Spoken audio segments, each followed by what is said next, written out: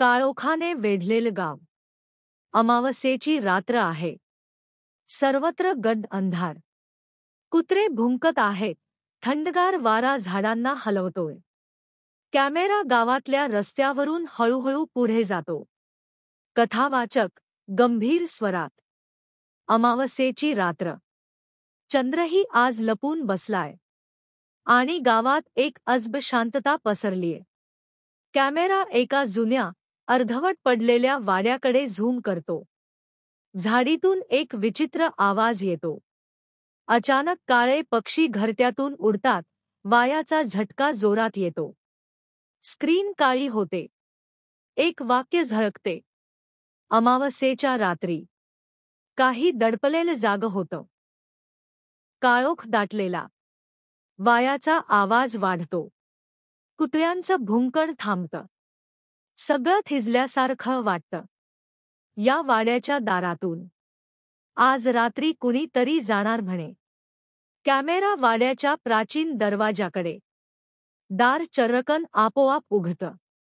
एक भयाण आवाज आणि आत अंधाराचा अंमल. अचानक एक जुना तेलाचा दिवा पेटतो, फडफडतो. आणि त्याच्या उजेडात दिसते एक सावली. हे घर रिकामं नाही. तेलाचा दिवा मंद उजेड देतो. हवेत धूळ तरंगते. आणि एक क्षणभर शांतता. कथावाचक धीर गंभीर, थरथरत्या आवाजात. काहीतरी चाललंय. हे घर रिकामं नाही. कॅमेरा हळूहळू आत शिरतो. एका अंधाया कोपऱ्यातून एक अस्पष्ट सावली हलताना दिसते. ती सावली हळूहळू जवळ येते. तिचं रूप अस्पष्ट. आणि वातावरणावर भयानक ताण चढतो. गाव अंधारात बुडालंय. झाडं थरथरतात. वारा जोरात सुटतो. जुना वाडा शांत. पण आत काहीतरी जागं होतं. कथावाचक गंभीर, थरारक आवाजात. अमावास्येच्या रात्री. काही आत्म्यांना शांतता लाभत नाही.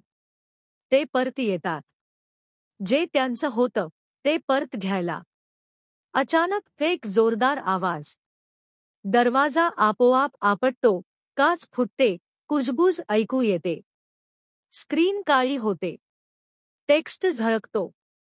अमावास्येची ती भयाण रात्र अजून संपलेली नाही.